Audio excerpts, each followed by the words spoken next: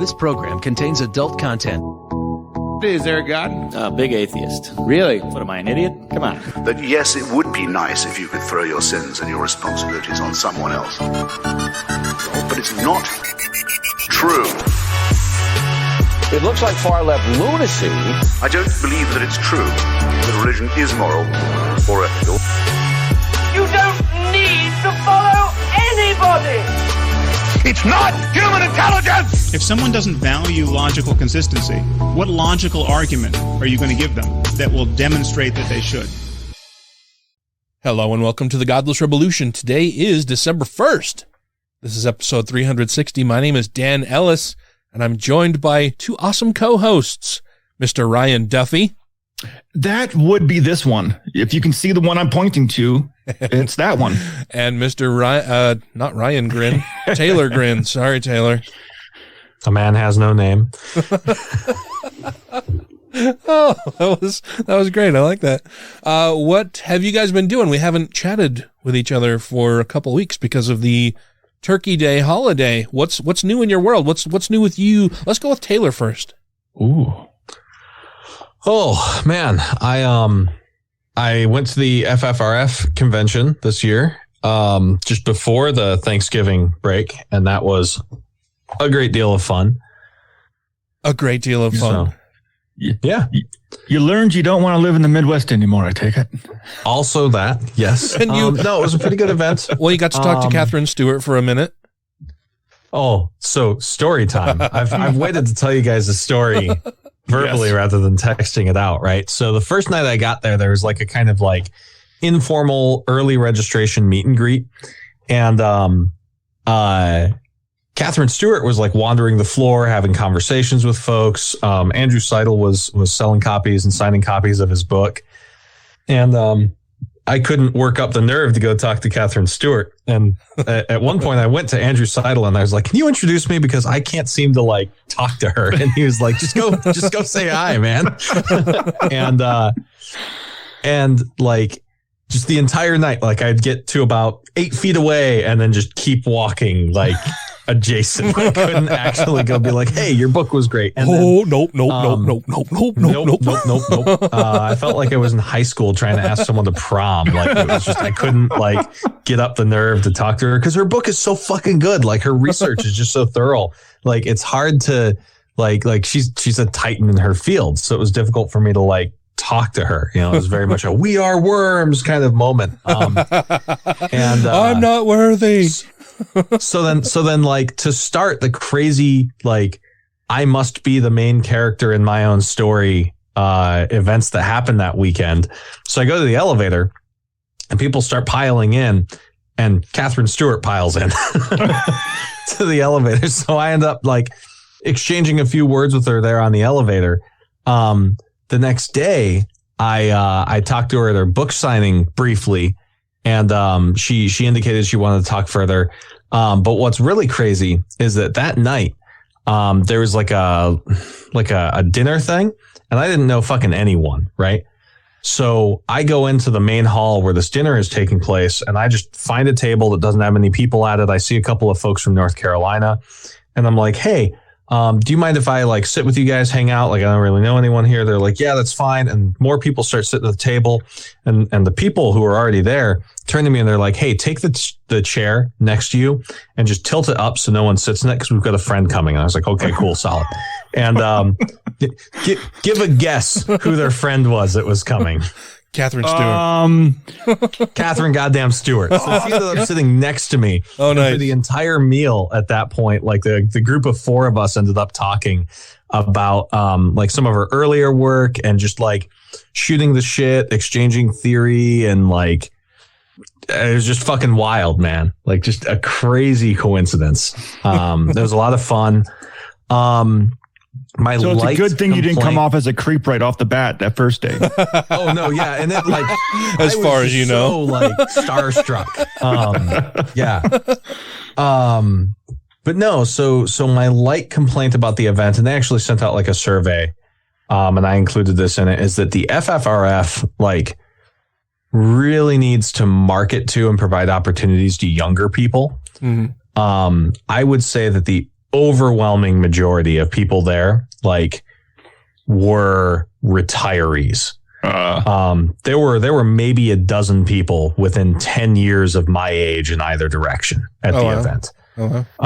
Which means, one, they're not marketing enough to younger people, and they're probably not making the pricing at the right rate for younger people. That's what I was going to say. It's probably a lot of younger people don't have the disposable income. That's why not we. I don't live in a basement. I'm in a basement, but I don't live in my parents' basement. Right.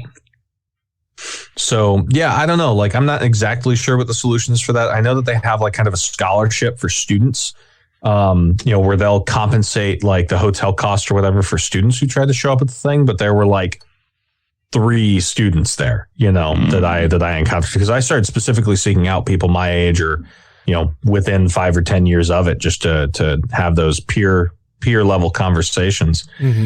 And there just wasn't much of it. Right. And the way I see it is, like, that's the future, like those people will not be around forever. We need to get younger folks to pick up the torch.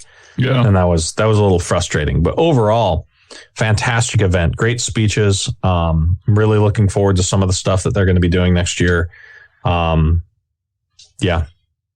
Yeah, I think in general, it's just really hard to get young people engaged in a lot of stuff these days. And I don't, I'm sure COVID has something to do with that.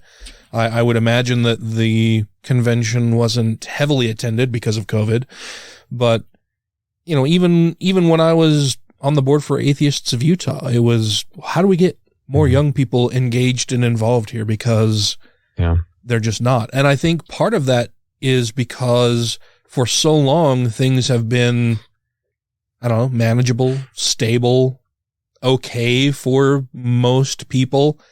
I think a lot of younger people these days haven't been exposed to some of the problems that people my age and older had to deal with, going through Jim Crow kind of stuff, civil rights abuses, civil rights legislation, coming out as an atheist as a thing, coming out as gay or lesbian, bi, trans as a thing. Like those things, all of these things are getting easier and easier to do for people. And so they haven't had to struggle as much with it. And I think part of that leads or that leads to at least part of the population that would be supportive of efforts to make sure that that continues to be the case, less inclined to do so. It's like, well, it's not a huge problem. There's, there are some assholes out there that make things difficult for people in those minority groups, but it's not like they're, it doesn't affect me. It's not like, we're seeing cases regularly of people being dragged behind trucks or being murdered just for who they are. And while that's good, it also leads to people being disaffected and not being more involved with ways to counter those types of acts. Well, and like my snarky millennial response to that would be like, Ahmaud Arbery says what, Yeah. And the thing is like, you're right. Like I remember coming of age during the Bush administration, right? And saying like, hey, this religious shit is too much. Like it's got to be fixed. And I remember in like 2015 or so, I listened to the Scathing Atheist podcast pretty regularly, and there was a diatribe where like they were basically doing victory laps. They were like, hey, like, the Obama years have been great. Like we've seen big gains. We've seen a loss in popularity in these religious groups. And it was like getting hit with a sack of potatoes when Trump won and all of the losses we've sustained since then. And these are generational losses. Like unless the Supreme Court gets adjusted, we're going to be living with, a Christian nationalist Supreme Court for pretty much our entire adult lives, for people in my age group. It's like people get comfortable and complacent. It's like it doesn't affect them. It just doesn't seem to matter to them as much if it doesn't personally affect them. Which is bad. Yeah. And I mean, it's good that we haven't had like a 9/11 type event. I mean, 9/11 really broke open the floodgates for new atheism and people being opposed to religion and all of the harms that come with it. And since then, there hasn't been any major inciting incident other than, white nationalist shit surrounding like January 6th and Trump and all of that. And I was talking to Sandra over dinner last night, that part of the problem too is that 9/11 highlighted in a very poignant way some of the dangers of radical Islam. And for a long time, New Atheism was involved in pointing out the dangers of radical Islam. And then bigots on the far right started picking up those talking points and taking them a step further, and then people like Sam Harris started advocating for racial profiling, right, on the basis of religion, right, which itself is just like you can't equate being Arab with being Muslim and radical Muslim, right, or being a terrorist, right? Yeah, precisely. Yeah. But I mean, this happened, right, and the far right ended up capturing the energy of the outrage against radical Islamic extremism, and between that and some of the reactionaryism to things like Elevator Gate and Atheism Plus and those kind of movements in like 2014, 2016, a lot of the most engaged people in atheism left atheism for like the alt-right and the far right. And I think we still haven't found a way to capture activist energy that is motivated by reactionaryism against Christian nationalism, but isn't reactionary against like progressivism. Like we haven't figured that out. Well, and I think so many people who left the atheist movement because of those moves to the right, if they didn't leave because they were moving to the right, they left because they saw people moving to the right. And there was like no way to win in that situation. It's like you've got people who are like, oh yeah, fuck Islam and fuck all these Arabs. And it's like, well, there's a difference between the two. And if you don't know the difference, then that's a real problem. But at the same time, it's okay. Well, what am I going to do here on the left? Because now everybody on the left is doing the same kind of things, or people caught in the middle who are like, well, I don't want to be moving way to the right with all of these assholes who are saying that every Arab is a fucking terrorist. But I also, I think that the elevator gate thing is overblown. I think all of these other things, it's just everybody's arguing with everybody over everything. And it's like, well, why can't we all just get along? And so I'm checking out. And there were a few different wedges that were driven in there, and people on the right grabbed onto those like they do with every other wedge issue and used that to their advantage. And us lefties didn't recognize that quickly enough to try to counter that, as we so often don't. Yeah. Well, what's new with you, Mr. Duffster? Oh, I've taken up new hobbies for my hobbies. You've taken up new hobbies for your hobbies. Yo, dog. I decided to learn how to do a little bit of programming so I can make my next puzzle box more interactive. Yeah, I've never done anything with any kind of programming whatsoever. So I basically beat my head against a desk for 48 hours trying to get a light to blink. Well, and there are different programming languages out there that are fairly easy and introductory. Well, I say easy. They come to me fairly easily, but maybe that's just me. And it seems like once you know one programming language, you can pick up others fairly quickly and easily. Like, I started out as a PL SQL kind of guy, and that was because the company I worked for was doing Oracle stuff. And then, PL SQL is a offshoot of regular SQL. So that was easy. And then I had taken BASIC, and that's fairly easy. And C I've done, and C++ is, an addition to regular C, and Java is kind of C-ish, and C++ is kind of Java-ish. So it all, like, once you get the syntax, once you get the syntax down, it's okay. Like, maybe you should be using UpDog. No. God damn it. Waiting for that, weren't you? No. You've only got that to work once, Dan. Oh, well, I'll keep trying. But it uses C++ for its coding language.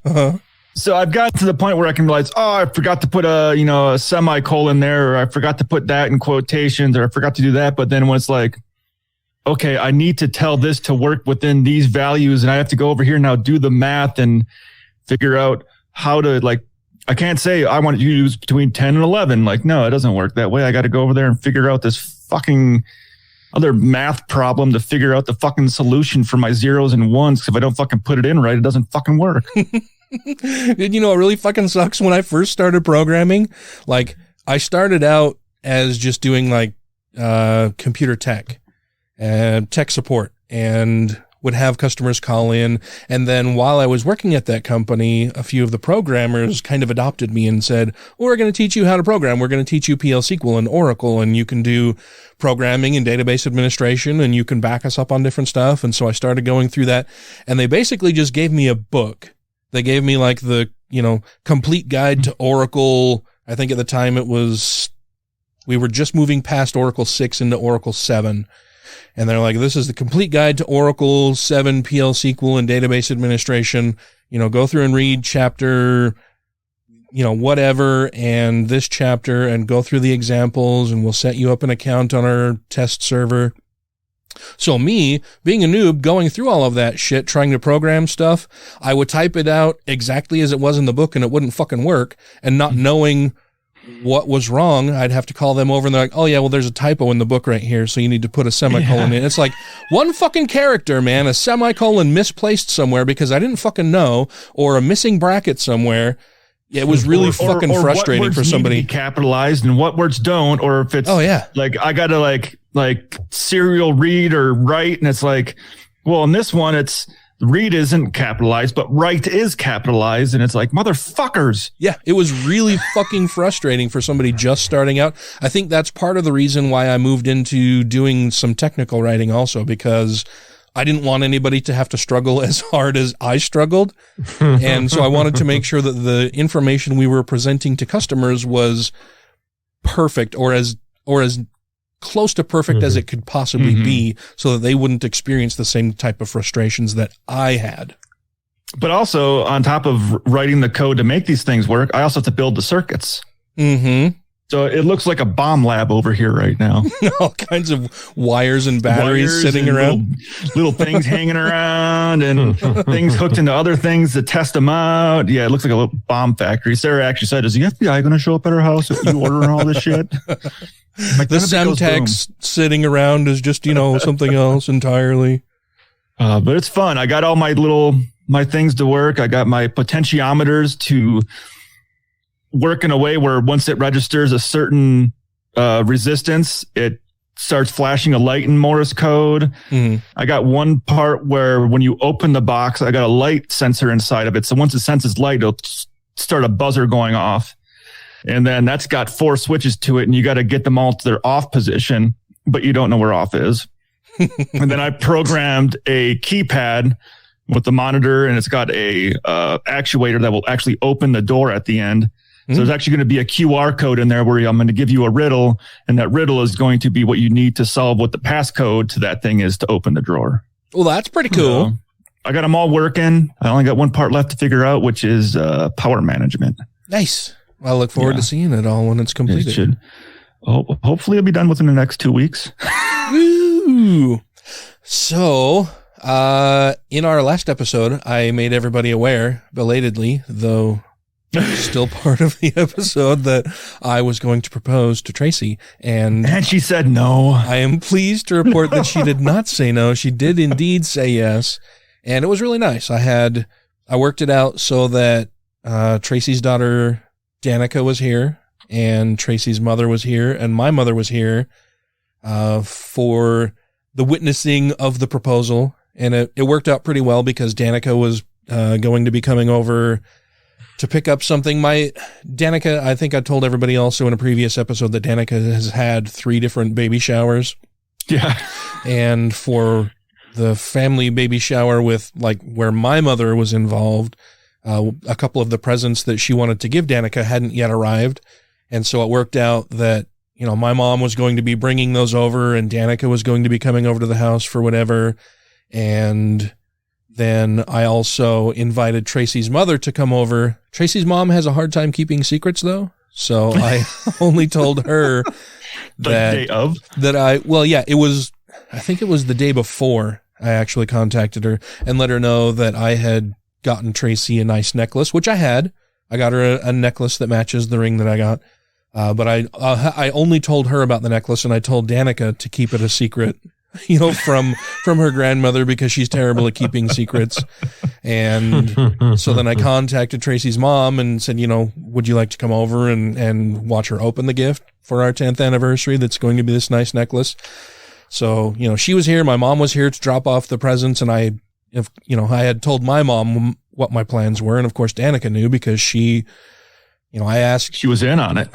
Well, yeah, she was in on it. I asked Danica for, if it would be okay if I asked for her mother's hand in marriage, because I know Danica is like the most important person to Tracy. It's her only child, and they've always been really, really close. And so, when I first sent that question to Danica, she was working, and so I sent the message, and from the time I sent the message until I actually received a reply from Danica was like 35 minutes chronologically, but it seemed like 35 years for me sitting at home like, oh geez, it's been, 10 minutes and there's no reply. Oh, I'm sure she's just busy. Maybe she's taking a poop. Oh, now it's been 15 minutes. Oh shit, I did something wrong. Maybe she hasn't gotten it. Did the message actually go through? I'll check that and make sure. Oh, now it's been 20 minutes. Maybe her phone's dead. I'll give her a little bit more time. When I was 21 minutes, 22 minutes, 25 minutes. Oh, this is going horribly wrong. She's going to say no. She's not really accepting of this whole idea. I'm going to hear something about it. Got to be a half hour, and I'm like, oh, okay, the world's ending. This is fucking awful. My life's over. 35 minutes. And I was like, okay, well, I'll have to try to figure something else out now. And, it's going to be really awkward conversations with Danica in the future because she doesn't want this to happen. And finally I get the message from her, and it was like, oh, like manna from the heavens. I just, like, this wave washed over me. Like, her message started out, said something like, okay, first of all, and when I read that, of course, like, the world starts crashing in. And then the follow-up was, I'm crying. And then it was like, ooh, I don't know. And then, of course, that's so wonderful. She loves you. You love her. This is so wonderful. I'm so happy. I'm excited. I'm sorry it took me so long. I'm at work, and I'm crying at work now. And yeah. But it worked out really well. And like I said, Danica was here. My mom was here. Tracy's mom was here. Danica recorded the whole thing. I doubt that I will ever release the video because I'm just a goofy turd. And I gave her the necklace. That all went fine. And, I gave her some time to kind of absorb that and everything. And then, she's sitting on the couch, and I finally got down on one knee, and I said, oh, and also this. And then I tried doing a little monologue about how much I loved her, how much I care about her, that we've spent 10 years together. The last 2 of which have been, through COVID, and though we've been trapped in a house pretty much isolated together, that has only made me love and appreciate her even more. And it got to where I couldn't even really talk. and so I started when your throat just kind of goes, ooh. Yep. My throat was closing up, and I get all choked up, and I'm like, I can't even really talk right now. I'm sorry. So I can't really go into this flowery speech I had kind of prepared in my mind, but I love you and we should do this. So it worked out really well. She said yes. That all went well. We went and had a lovely dinner at Tiburon, and, yeah, it was very, very nice. And the ring I got kind of just as a placeholder because she's very particular. I think I mentioned that in a prior episode, and figured that she could go and pick out whatever ring she wanted, but she fucking loves the ring I got and doesn't want to get anything else. So we might just go look for like a band to accompany it for the actual ceremony and all that kind of stuff. So, but yeah, it all went really well. I'm deliriously happy, and yeah, it's very sweet, and I'll like her a whole lot. Yay! Yeah. And lastly, just real quick, we're extending this opening bit quite a bit. But I just wanted to say, I forgot to mention it when we were recording previously, when Tracy and I went to go look at cars, and we ended up, putting a deposit down on the Genesis GV70. We're sitting there at the desk, and Tracy's got a good view behind the salesperson through the window out into the parking lot, where I have pulled up through the parking stall on the backside so that, the car is facing the dealership, and the front license plate is prominently displayed, like, for everybody inside the showroom, and it's my atheist license plate on the car. And while we're sitting there working out the details with the salesperson to put down our deposit, Tracy keeps looking out the window, and she's obviously distracted. And, we do everything. We finally get up, and the salesperson gets up to leave to go do whatever. And Tracy elbows me, and she's like, there's some old guy who was just out in the parking lot, and he stopped and he whirled around and he pointed at the license plate and he started waving his arms, and he was very animated, clearly very angry, talking to one of the salespeople. And I'm like, oh yeah. And she's like, oh yeah, you could tell he was pissed off about the license plate. And I'm like, oh, well, where is he now? And she's like, he's sitting down here. Just 3 tables down, 3 desks down from us in the lobby of the showroom. And I'm like, oh, this will be fun. I can't wait to, walk by and smile and wave as we walk out to the car. Yeah, I ended up ruining some old fucking dude's day because of my atheist license plate, because he was such a delicate little fucking snowflake about it. And I loved every minute of that. I just wish that I could have seen him waving his arms and pointing at the license plate like she did, because she said it was really funny. He was very animated about it. There has been a whole lot of news since we last recorded. We'll cover some of that when we return from this little break. This is Phil Ferguson of the cleverly titled The Phil Ferguson Show, and thank God you're listening to the Godless Rebelution. Because it's the truth, and I'm just going to say it, that I wish I never would have fucking met Trump. I wish it never would have happened. And it's not that the attacks that I've been through. I'm so sick of fucking Donald Trump, man. God, I'm fucking sick of him. Thank you to everybody who has rated the show on iTunes and Stitcher and are following us on YouTube, Twitter, and Facebook. And to all our Patreon patrons, you make the show possible. Welcome back, everybody. There has been a lot of talking in the interim between the opening segment and this segment, where we talked about a lot of shit. Where we talked about a lot of the grift that is happening among people on the right. Grift.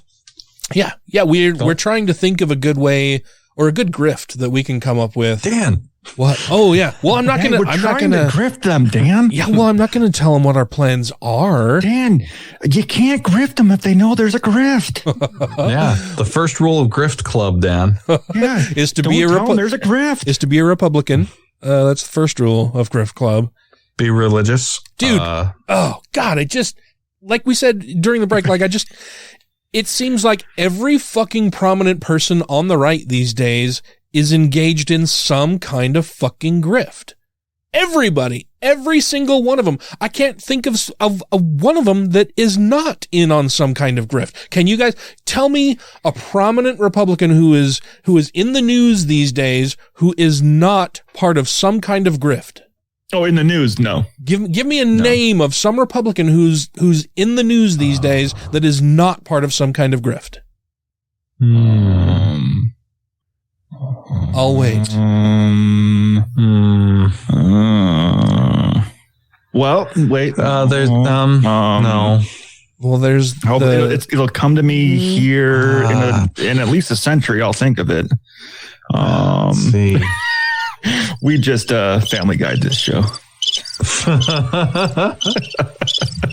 There's just honestly, there's nobody I can think of that is not a part of some kind of grift on the right. Every fucking one of them. And it's because they understand that conservatives and religious conservatives in particular are so accepting and willing to accept fucking nonsense, right? Religion, I think, is at the core of a lot of this because people have lived their entire lives believing in something that is so fucking stupid and patently false and obviously false on its face.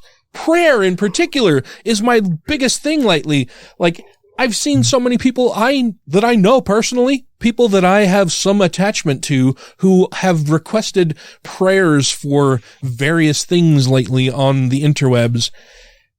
And it's like prayer when I was some kind of maybe a believer before I decided to cast everything off.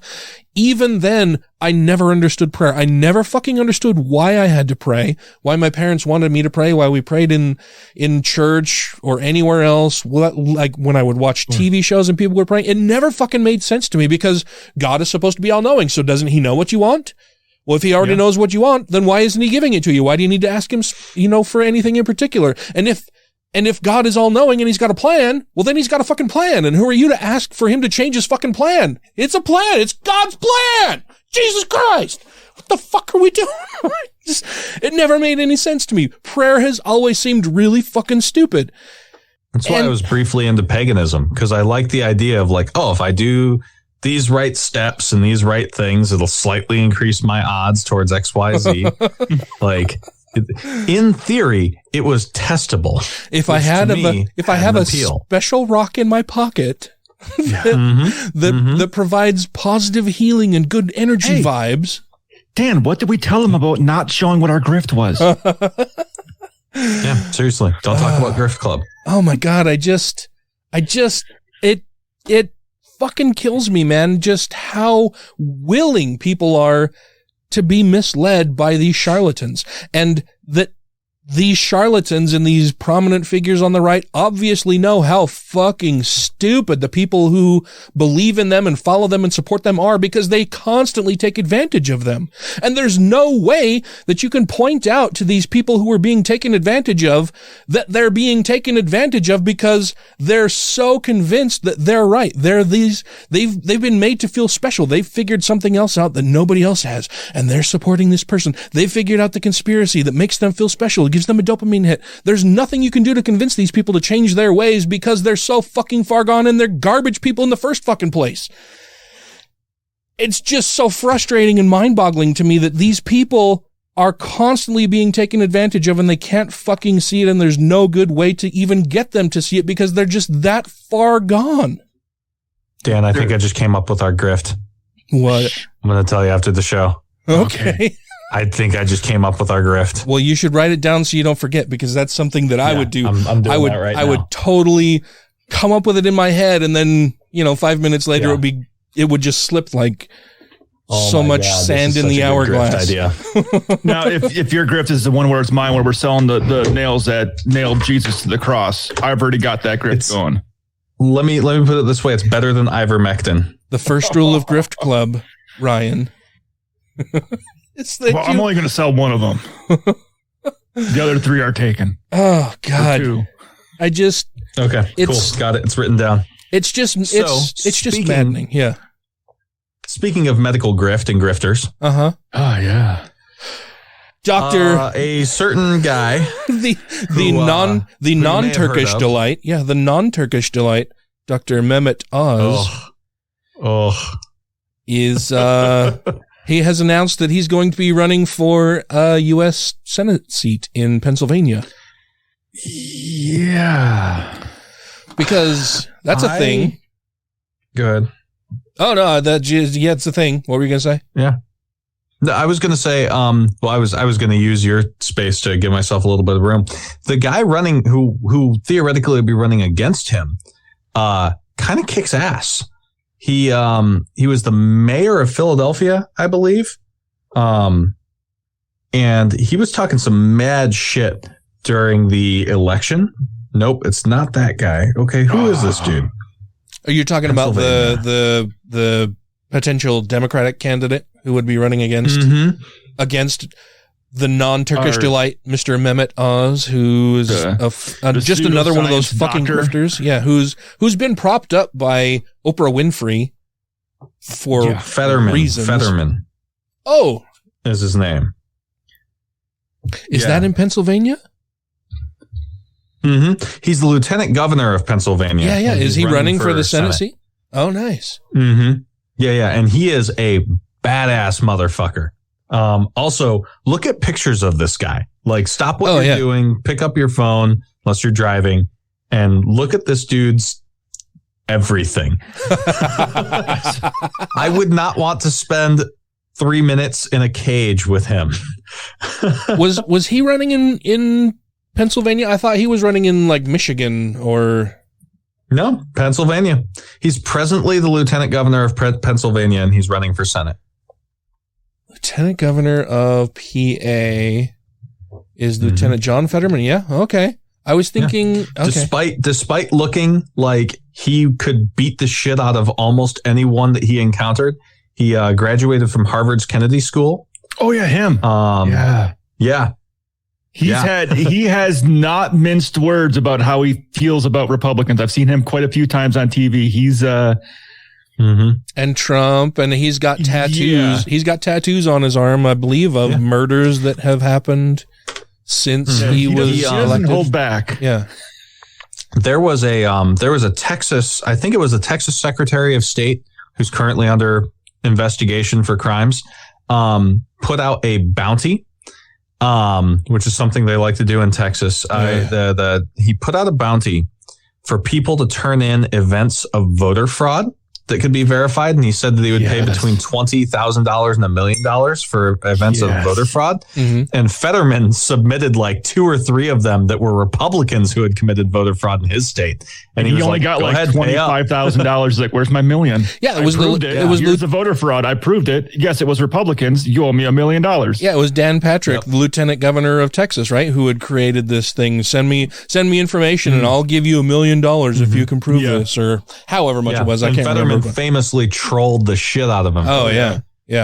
Because Dan Patrick is another one of those. He'll be running against fucking Dr. Goddamn Oz, who I guess is still technically a doctor. He is, and the reason why I thought he wasn't a doctor, I found the article from 2015 where his colleagues from Penn State and Columbia University wanted Dr. Oz removed.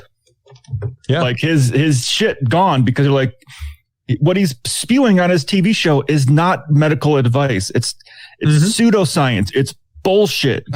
He should not be spewing this stuff while actually having an active doctor's license. Yeah, just like we're seeing attorneys lose their law licenses, like Rudy Giuliani, Sidney Powell, Lynn Wood, all of these fucking creeps on the right who are losing their law licenses because they're not acting in accordance with their duties as officers of the court. So they're losing their law licenses. If you're going to be doing this kind of shit where you're spewing pseudoscience nonsense to gullible people, you should absolutely lose your fucking medical license for that. Oh, yeah. The British Medical Journal, which is a fairly prestigious journal, found that on the Dr. Oz show, evidence supported 46% of his claims, contradicted 15% of his claims, and was not found at all for 39% of his claims. So less than half of what Dr. Oz says on the show has any data behind it. Well, even in 2018, Dr. Oz settled a lawsuit over dietary supplements for $5.25 million. Yeah, because it's bullshit. Yeah, I've seen him get sued a few times. I remember one time he was being sued because the lady ended up having adverse health reactions to the recommendations he was giving. Yeah, he was hauled up. He was hauled up to a congressional panel to talk about some of the bullshit claims he had been making on his show and some of the products that he had been hawking on his show as part of a wider grift that gives him money and supports his fucking stupid pseudoscience show. And was asked all kinds of questions about the bullshit claims that he was making. And he tried to defend himself with more bullshit pseudoscience and individual little quote unquote studies to support his bullshit.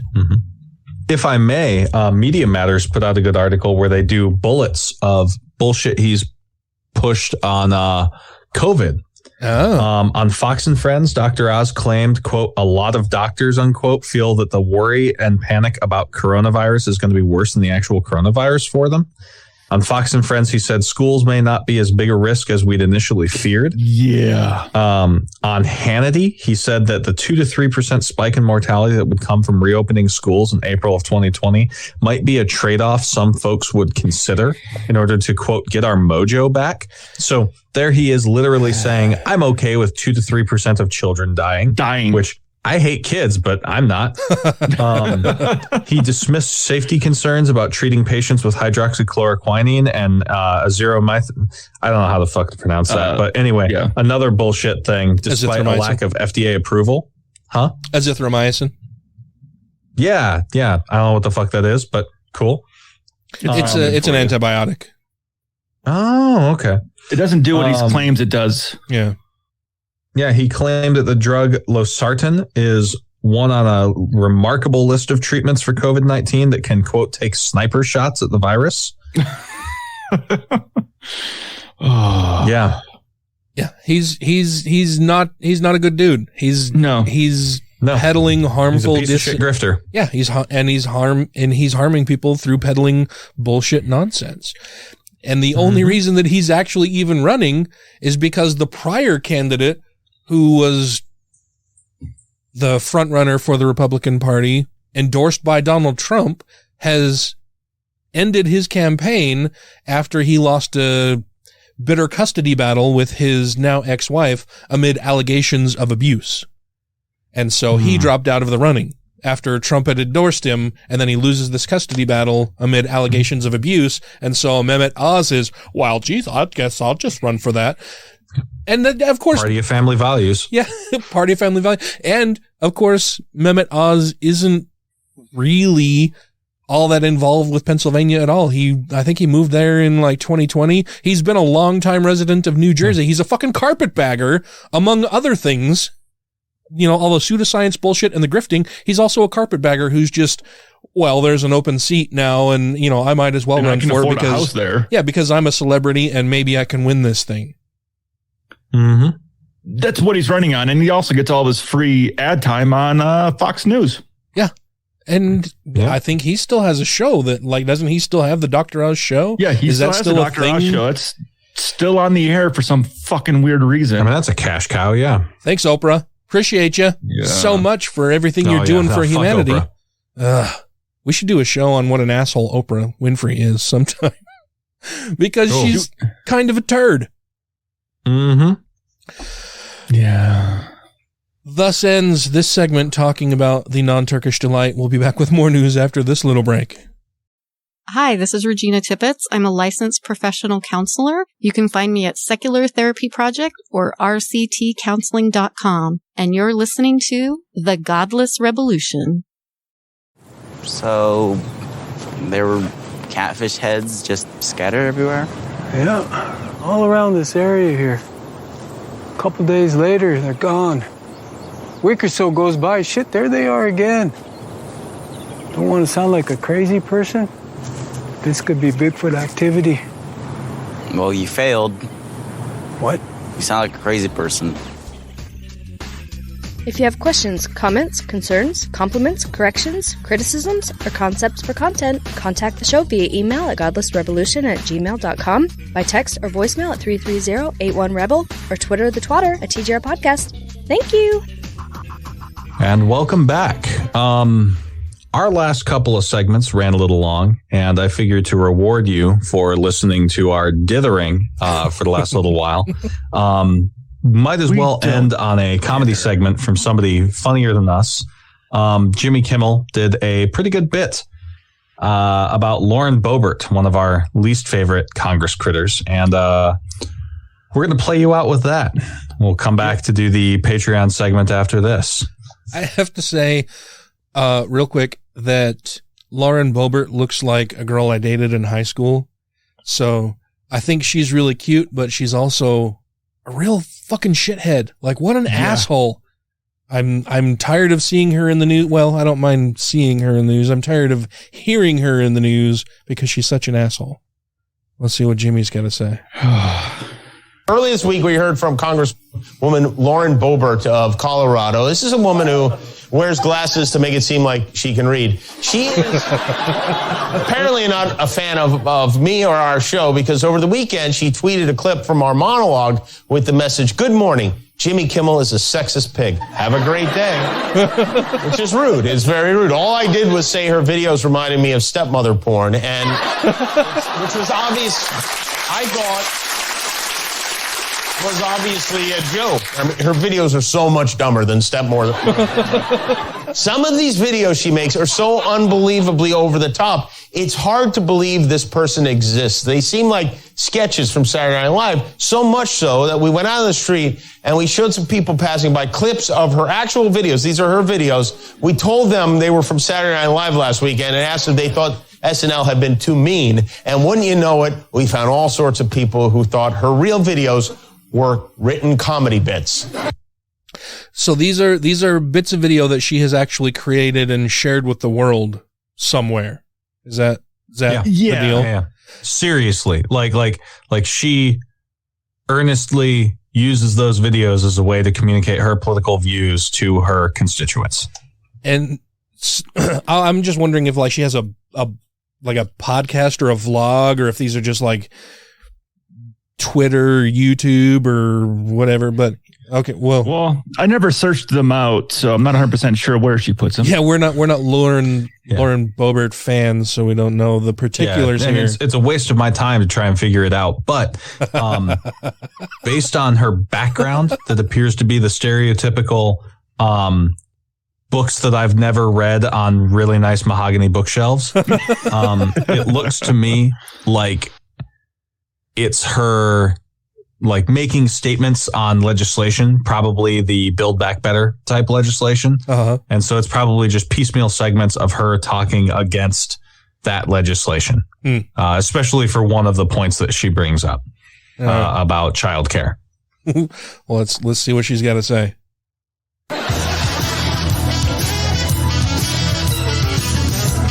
We need a full investigation into just how many puppies were eaten alive on Fauci's watch. I think it was a good skit.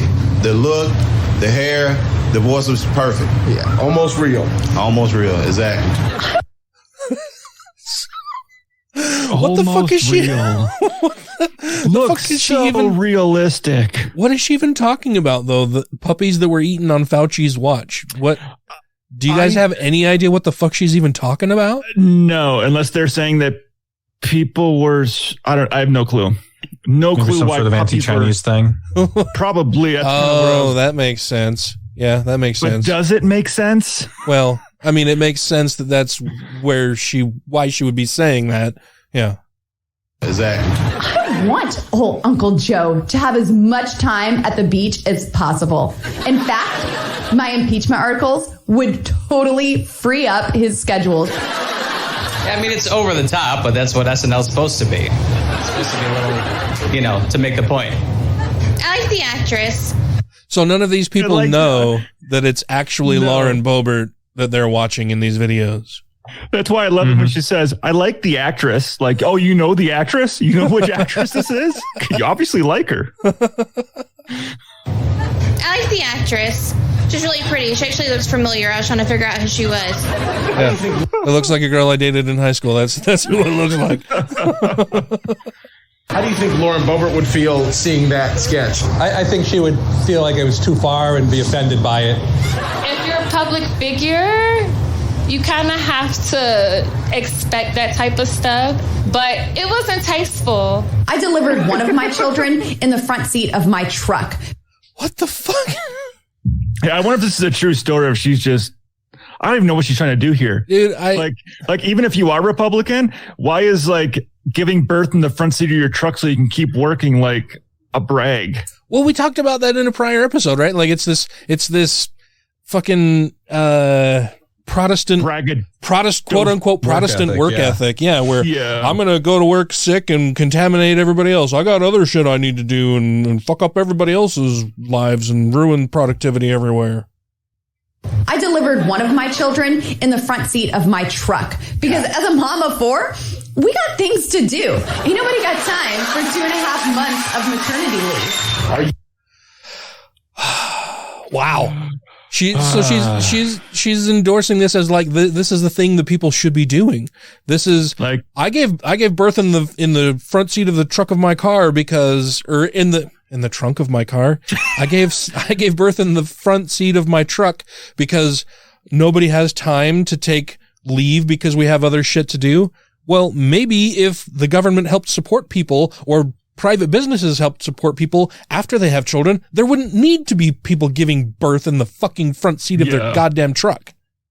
Are you embarrassed to see Hollywood portray a congresswoman this way? Yes, I am. I'm very disappointed to see that's how they betray one. Oh, yes. That was obviously scripted by whatever directors did all that, but I feel like the real Lauren would actually be like a little upset about that. She has family, she has kids, she has other people who would have to see that, and it's embarrassing for her, it's embarrassing for the country to see. They did go too far. They did go too far with this one. Now, what if I told you that this is really Lauren Boebert?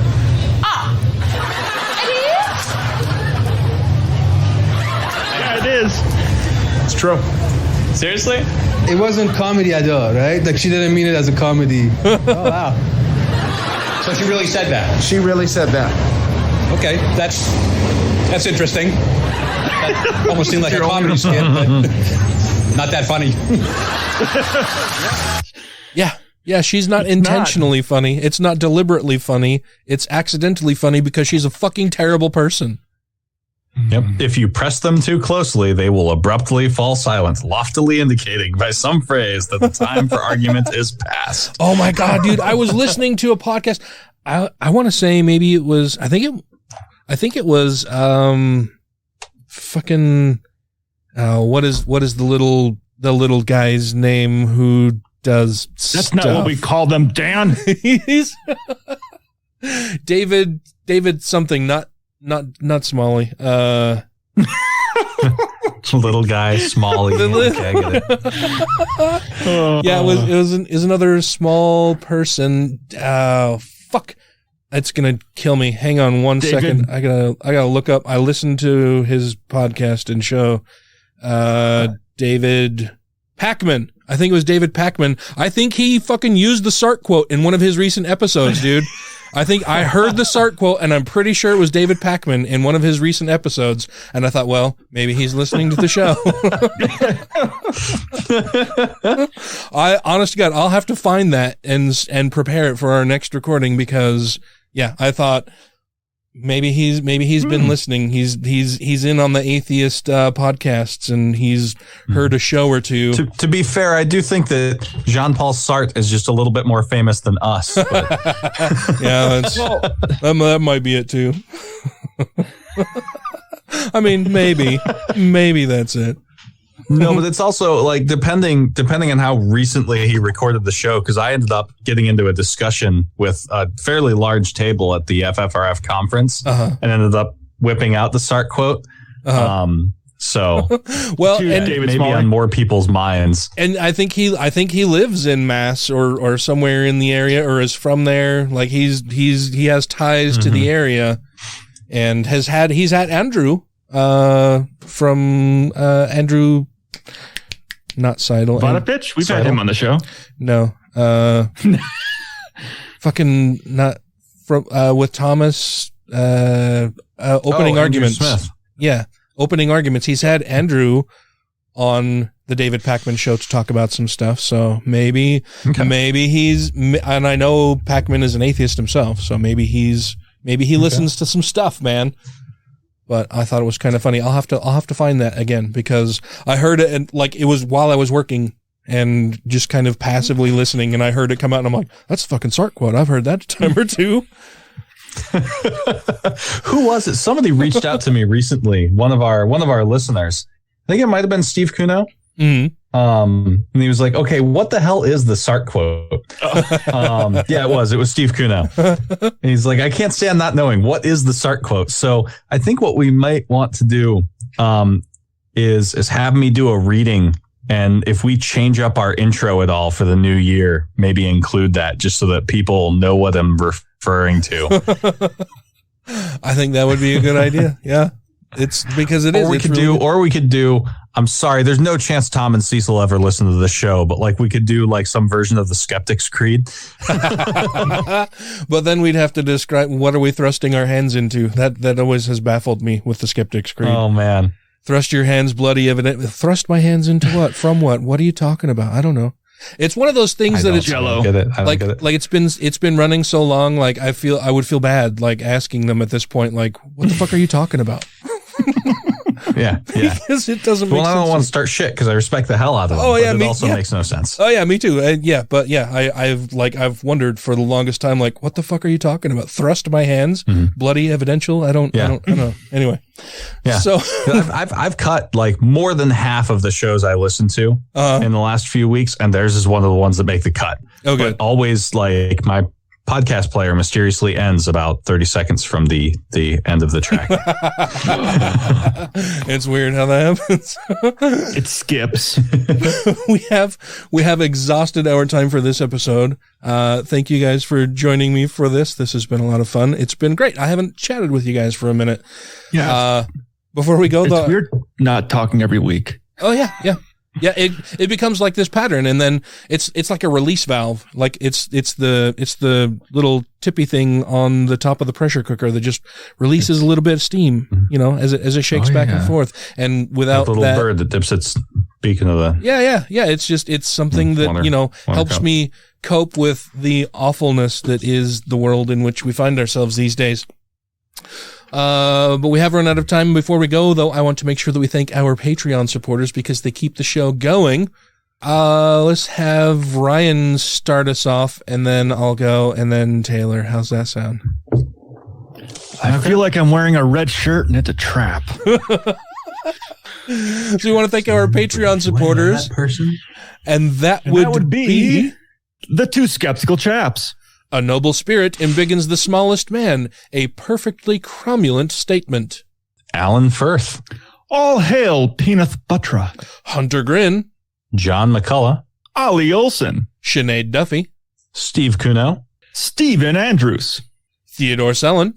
Tiffany Hudson. Travis Lindbergh, who is a new Patreon. Yay! Thanks, Travis. Welcome aboard, man. Nice to have you as a supporter of the show. We're very happy to see that. Thank you. Oh yeah. Vanessa. Alex Jones, Gay Frog Brigade. Corey Ebert. Don't Be a Richard, who increased his pledge. Thank you very much. We appreciate that. Thank you. Free Thinker 215. Oh wait, it's Taylor, isn't it? Step off. Ryan. I'm stepping. Free Thinker 215. Jeff Peterson. Jeremy Goodson. Matthew Sanders. Megan Mitchell. The guy that asks questions before he finishes the show. Utah Outcasts. Wesley Aaron. Janet Uter. Purple Dragon. Ryan Mayfield. Sarah Segovia. Savita Kuna. Tim Jacobson. Trisha Weir. James. And Reverend Lovejoy wants you to please support Recovering from Religion. Yay! You got through that one without any problems at all. Oh, I love me some Lovejoy. And there's no cromulent statement in there, so you're fine. Thank you very much for listening. If you would like to become a Patreon supporter of the show, you can do so very easily by going to by going to patreon.com/GodlessRebelution, where you can contribute as little as $1 per episode. And then you get the episode before everybody else. You get extended episodes. You get clips from the cutting room floor, extended outtakes, bonus episodes every now and then, all kinds of fun stuff. And we need to redo some things, and we'll be offering some additional things in the future for Patreon supporters. So thank you. I am going to go have some dinner now. Thanks, everybody. Bye. Oh, yeah. Have a good evening. I watched Tate Reeves being interviewed over the weekend on one of the Sunday shows. My God, he's just a dumb fucking... He looks like a human thumb with hair. What a dumb motherfucker that guy is. Yeah, that would look pretty stupid. Well, here in Mississippi, we do things a little bit different. Yeah, and slower and stupider, motherfucker. You didn't hear about this shit? No. Ted Cruz said he would love to see Joe Rogan lead Texas when they secede from the union. If Ted Cruz is endorsing you, that should be like the clearest indication that you've strayed so far off the fucking path that you need to reevaluate your life.